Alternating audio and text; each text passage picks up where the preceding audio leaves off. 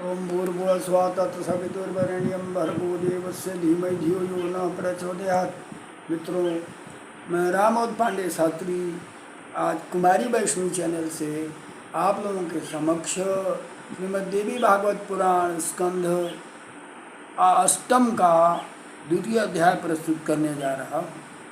प्रस्तुत अध्याय में ब्रह्मा जी की नासिका से बारह के रूप में भगवान श्री हरि का प्रकट होना और पृथ्वी का उद्धार करना, ब्रह्मा जी का उनकी स्तुति करना आदि वर्णित।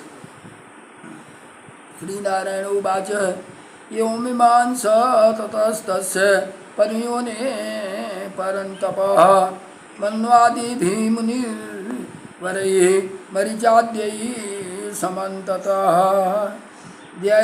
ध्यायस्यस्ततस्तस्य नासाग्राहि द्वयिंचते शशानघे परारोह पोतो निर्गादे कांगुल प्रमाणतः। नारायण बोलते हैं, हे परम तप, मनु एवं मरीचि आज श्रेष्ठ मुनियों के द्वारा चारों ओर से घिरे हुए उन पद्मयोनि ब्रह्मा जी ने मन में अनेक प्रकार के विचार उत्पन्न हो रहे थे। जनक इस प्रकार ध्यान करते हुए उन ब्रह्मा जी की नासिका से अग्रभाग से अंगूठा मात्र परिणाम वाला एक बारह शिशु सहसा प्रकट हुआ। तस्यैव पश्यत खस्थ क्षणेन किल नारदः परिमाणं प्रवृद्धे तद अद्भुतम ह्यभूतम। नारद, ब्रह्मा जी के देखते देखते वह बारह शिशु आकाश में स्थित होकर के क्षण भर में बढ़ करके एवं विशालकाय हाथी के आकार का हो गया। वह एक महान आश्चर्य घटना थी। हे नारद, उस समय मरीचि आदि प्रधान विप्रवरों तथा सनक आदि ऋषियों के द्वारा बैठे ब्रह्मा जी वह बारह रूप देख करके मन ही मन विचार करने लगे कि सूकर के व्यास से यह कौन सा दिव्य प्राणी मेरी नासिका से निकलकर मेरे सम्मुख उपस्थित हो गया। यह तो महान आश्चर्य है। अभी अभी अंगूठे के पोरे के बराबर दिखाई पड़ने वाला यह क्षण भर में पर्वतराज के सदृश हो गया। कहीं ऐसा तो नहीं कि स्वयं यज्ञ रूप भगवान विष्णु ही मेरे मन को खिन्न करते हुए इस रूप में प्रकट हुए। परमात्मा ब्रह्मा जी ऐसा सोच रहे थे कि उसी समय पर्वत के समान आकृति वाले बारह रूपधारी उस भगवान ने गर्जना की। उन्होंने अपने गर्जन मात्र से समस्त दिशाओं को निनादित करते हुए ब्रह्मा जी तथा वहाँ उपस्थित उत्तम ब्राह्मणों के समुदायों को हर्षित कर दिया। अपने खेत को नष्ट करने वाले घुराहट की ध्वनि सुन करके जनलोक, तपलोक तथा सत्यलोक में निवास करने वाले उन श्रेष्ठ देवताओं और विप्रवरों ने छंदोबद्ध उत्तम स्त्रोत तथा ऋक्, साम और अथर्ववेद से संबोध पवित्र सूक्तों से आदि पुरुष की स्तुति की। उनकी स्तुति सुन करके ऐश्वर्य संपन्न बारह रूप भगवान श्री हरि अपनी कृपा दृष्टि मात्र से उन्हें अनुग्रहित करके जल में प्रविष्ट हो गए। जल में प्रविष्ट होते हुए उन भगवान की सटाके के आघात से अत्यंत पीड़ित समुद्र भी शरणागत हो गया और कहा, हे प्रभु मेरी रक्षा करो। समुद्र के द्वारा कथित यह वचन सुन करके सर्व समर्थ भगवान श्री हरि जलचर जीवों को इधर उधर टालते हुए समुद्र के अंदर प्रविष्ट होने लगे। इतस्ततो दावसन बीचिन्वन पृथ्वीं धराम आघ्राय सर्वेषु धरा मास छयन छनहि। इधर उधर भ्रमण करते हुए पृथ्वी को खोजते हुए उन सर्वेश्वर ने धीरे धीरे सूंघ सूंघ करके अंत में सबको धारण करने वाली उस पृथ्वी को पा लिया। उस समय अगाध जल के भीतर प्रविष्ट तथा सभी प्राणियों को आश्रय देने वाला उस पृथ्वी को देव देवेश्वर श्री हरि ने अपने दाढ़ों पर उठा लिया। उस पृथ्वी को अपने दाढ़ पर रखे हुए यज्ञेश्वर तथा यज्ञ पुरुष भगवान श्री हरि ऐसे सुशोभित हो रहे थे मानो कोई दिग्गज कमलनी को अपने दांतों पर उठाए, अपने दाढ़ पर पृथ्वी को उठाए हुए उन देवेश्वर को देख करके स्वराट मनु सहित देवादिदेव ब्रह्मा उनकी स्तुति करने लगे। मित्रों, वास्तव में ब्रह्मा द्वारा भगवान की स्तुति का प्रस्तुतिकरण मैं करने जा रहा हूँ और इसको बड़े ही ध्यान से सुनना चाहिए। ब्रह्मोवाच जितं ते पुंडरीकाक्षं भक्तानामार्षीनासनं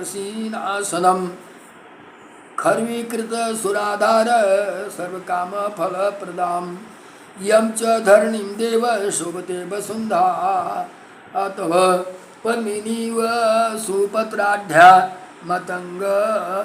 मतंगज करोद्धता इदं च ते शरीरं वै शोभने भूमि संगमात् उद्धताम् अंबुजा सुंडाग्रज करीन्द्र तनु सन्निभः नमो नमस्ते देवेश सृष्टि संहार कारकः दानवानां विनाशाय कृतनानाकृते प्रभो अग्रतश्च नमो नमस्ते अस्तु पृष्ठश्च नमो नमः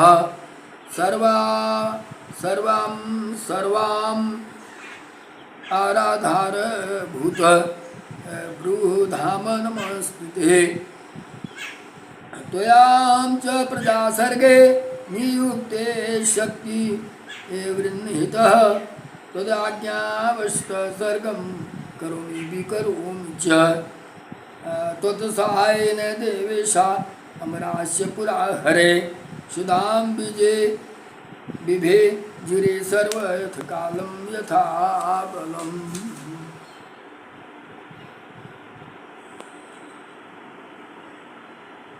इंद्र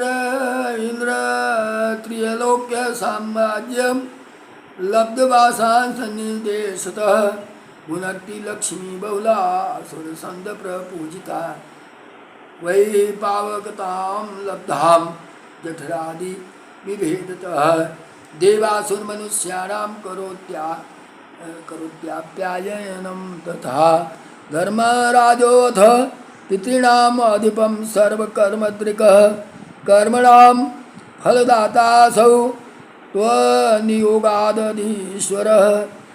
नैऋत्यो रक्षसामीशो यक्षो विघ्न विनाशनः सर्वेषां प्राणिनां कर्मसाक्षी त्वत् प्रजापते वरुणो यादसामीशो लोकपालो जलाधिपः तद आज्ञा बलादाम आश्रित्य लोकपाल त्वम् आगतः वायुगन्धः वह सर्वभूत प्राणान् कारणान् जातस्तो निदेशेन लोकपालो जगद्गुरु कुबेर किन्नरादीनां यक्षाणां जीवनाश्रयः त्वदाज्ञान्तर्गत सर्वलोकेषु च मान्येय भूः ईशानः सर्वरुद्राणाम् रुद्राणाम् ईश्वरान्तकर प्रभो जातो लोके सवन्द्यो असौ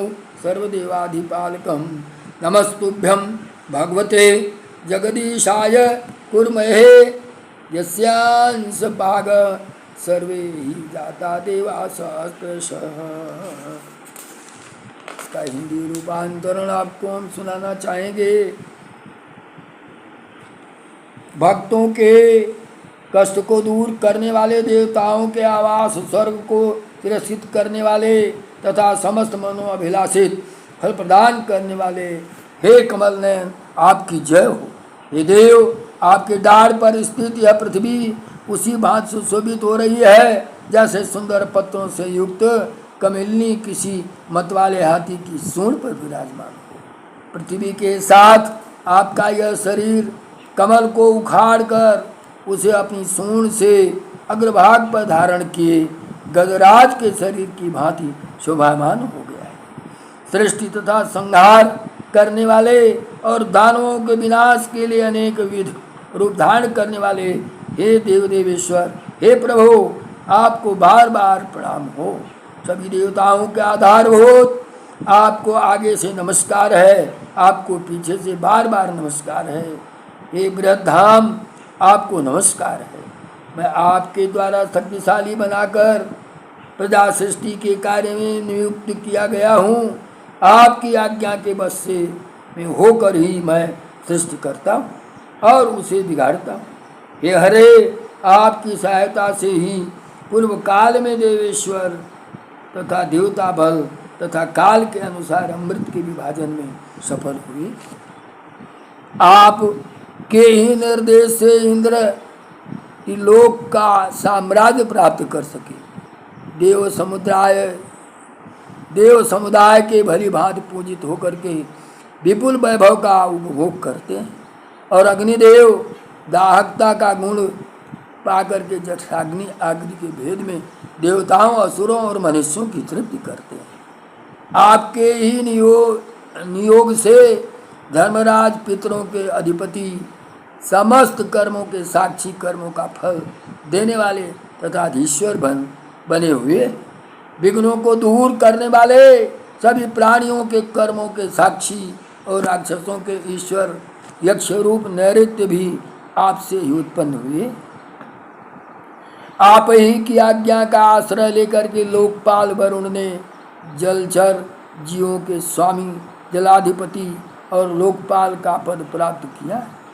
गंध प्रवाहित करने वाले तथा सभी प्राणियों में प्राण संचार करने वाले वायु आपकी आज्ञा से लोकपाल और जगत गुरु हो सके। किन्नरों और यक्षों और जीवन के आधारभूत स्वरूप कुबेर आपकी आज्ञा के बसवर्ती रहकर ही समस्त लोकपाल में सम्मान प्राप्त करते हैं। सभी देवताओं का अंत करने वाले, सभी देवों के अधिपाल तथा तीनों लोकों के ईश्वर भी वंदनीय भगवान ईशान आपकी ही आज्ञा से सभी रुद्रों में प्रधान हो गए। आप जगदीश्वर परमात्मा को हम नमस्कार करते हैं, जिसके अंश मात्र से हजारों देवता उत्पन्न हुए।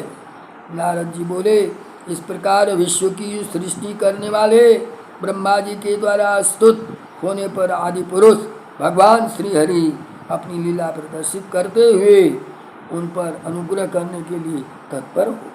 भगवान श्री हरि ने उस समय वहाँ आए हुए महान असुर तथा भयंकर दैत्य हिरण्याक्ष को, जिसने उनका मार्ग रोक रखा था, अपनी गदा से मार डाला। तद रक्त पंकादि ढांगों से युक्त तत्पश्चात उनके रक्त पंकज से लिप्त अंगों वाले आदि पुरुष भगवान श्री हरि पृथ्वी को अपने दाढ़ से उठा करके लीलापूर्वक उसे जल के ऊपर स्थापित करते। इसके बाद वे लोकनाथेश्वर भगवान अपने धाम को चले गए। जो मनुष्य पृथ्वी के उद्धार से संबंधित इस परम विचित्र तथा उत्तम भगवत चरित्र का वो सुनेगा और पढ़ेगा, वो सभी पापों से मुक्त होकर के वैष्णव पद को प्राप्त होगा। निवेश्य लोकनाथेशो जगाम स्थानम आत्मनः एतद भगवत चरित्रम धरणी उद्धरणम परम सुनयाद्य पुमाम यस पठेन चरित्र उत्तमम सर्वपाप विनिर्मुक्तो वैष्णवी गतिम अवाप्नुयात्। श्रीमद्देवी भागवती महापुराणे अष्टादशसहस्रस्यां संहितायां अष्टम स्कंधे धरणी उद्धार वर्णन नाम द्वितीयोध्याय। बोलो योग माया भगवती की जय।